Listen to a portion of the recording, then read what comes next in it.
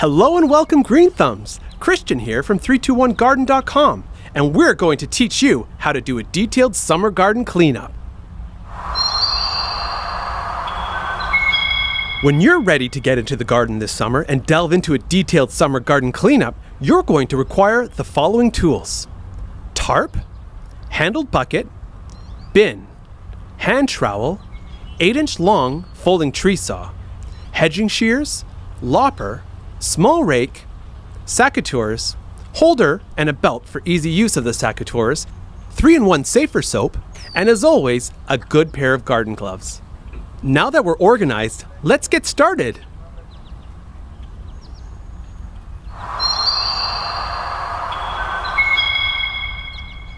We would always advise you to set up a tarp on the lawn as close as you can put it to where you're working in the garden beds. Every garden varies, but the end result is an overall more shapely and cleaner look in your garden.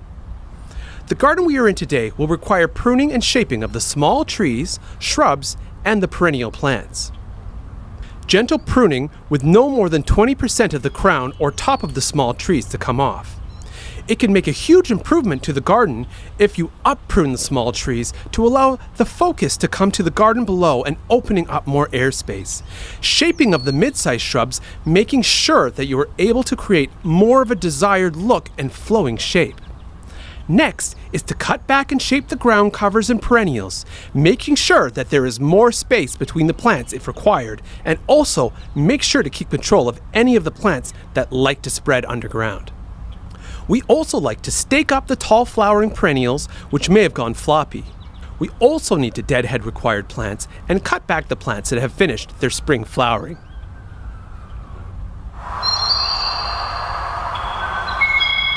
We advise to always start high and work your way down. Now that we have a clear overview of what our desired outcome is with the summer garden cleanup, we can get started with pruning of the small trees. For this work, it is best to start with the loppers. It is always best to make sure that we try to make our cuts in areas which will not make them totally visible, being careful to make the cut where it can hide behind the tree's foliage. Using the loppers, try to keep the blades of the lopper in line with the branch you are cutting to allow for the cleanest cut possible, causing at least amount of stress on the tree. Make the prunes on the tree with your ideal perfect shape in mind, standing back as required to make sure that the overall shape is correct and that you are not taking off too much or too little. Once you have made all the thick cuts that require the lopper, you can now use your secateurs for small cuts to create a detailed shape and look. In the case of this Korean lilac, you can also prune off the spent flowers. Again, stand back and take a good look to make sure that you're happy with the shape. I like then to clean up the area by placing the cut branches on the tarp, which I have placed as close as possible on the lawn for easy use. On some smaller deciduous trees, we like to give the tree a gentle shake or rake to allow any loose or spent leaves to fall, so that when we have completed our cleanup, it will stay leaf-free for longer. On the smaller tree, Jessica is using her secateurs to gently prune back some of the longer new growth, again making sure that the pruning is done in a spot where it will not be overly noticeable. Take your time to admire your work and again to get a good overall view of how the pruning is shaping the small tree. Once you have completed the high-level pruning, it is now a good time to do a quick cleanup and remove the cut debris so you don't trip on it later.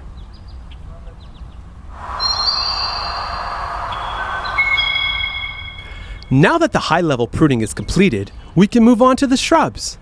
It is important to make sure that the pruning is done in the correct place.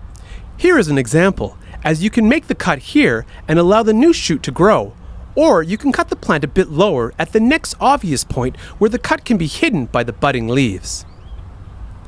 Now make your way around the shrub, gently pruning each branch to create the desired shape.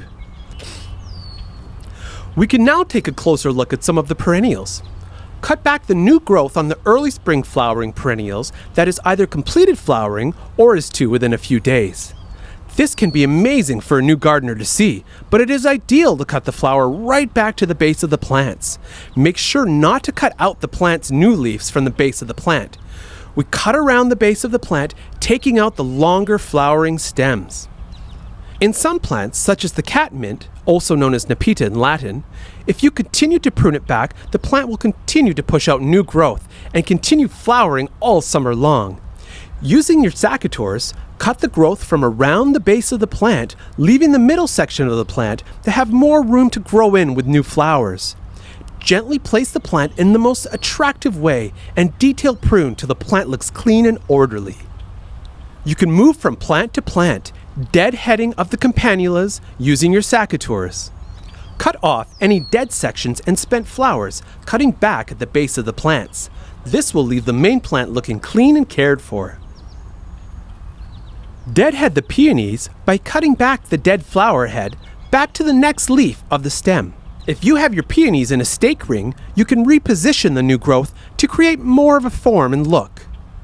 Some plants, such as stalks, can have their spent flower heads cut off, leaving the main stems as the green foliage, still making for a nice looking backdrop. Or we can opt to cut the tall stems right to the ground for the cleanest look, making sure to pull out all the dead leaves as we go. The heucheras, common columbine, and like plants can have their spent flowers also cut back as well. Make sure to remove any dead growth or leaves at the base of the plant. The bleeding hearts are now finished flowering for the year and can be cut right back to the ground, not leaving much sign that the plant was there to start with. But rest assured that it will be ready to flower again come next spring. Once again, stand back and have a good look. If you think that some of the plants are still encroaching on the others, feel free to do a little more gentle pruning.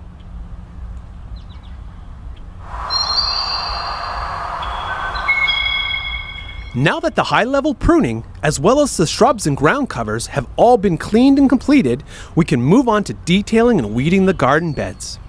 Using your hand trowel, push halfway into the soil underneath the weeds you want to remove. With your other hand, grab the top of the weeds and gently pull as you work the trowel to lift up the soil. In cases where the weeds are growing through the plants, you can do your best to loosen the soil around the plant to remove as much of the weed root as possible, shaking off the extra soil while trying not to disturb the perennial plant too much. You can make a little pile of weeds as you go, which over the day can be much more efficient. With little unwanted seedlings, you can again dig to get under the roots and using your hand, pull them out. Make your way around the garden beds, pulling out all the unwanted debris.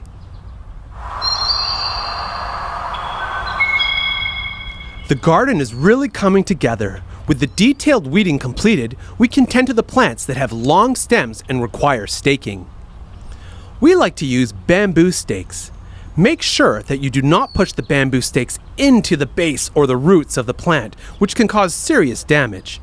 Push the stake 6 inches to 1 foot just outside of the plant, deep into the soil at the base of the plant. Depending on the plant, you may or may not require staking string. This echinacea is a prime example of staking that does not require tying the plant to the stake. With some of the larger flowering perennials, we will need to tie them to a stake. We like to put the stake at the back of the plant to keep it out of sight. Once you have put a string around the plant, tie it to the stake with a classic knot. You can now position the string to allow for the best look.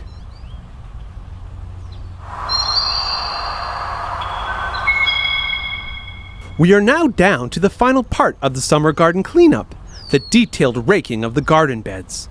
We like to use a small rake which allows easier access between the plants and ultimately providing a better final cleanup. Gently rake the entire garden bed section by section, making sure not to disturb the soil unevenly. Make little piles of leaves and debris to be picked up once you're done.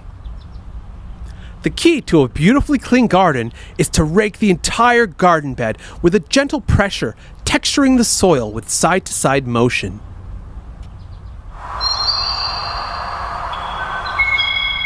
It is possible that some plants may suffer from insect attacks. In many cases, safer soap can be used as a non-chemical treatment that can be sprayed directly onto the foliage to kill whiteflies and aphids. Wow! Great work, Green Thumbs! You've now got the tools in your toolbox to do your own summer garden cleanup. Get out there and enjoy it, and thanks again! We'll see you soon.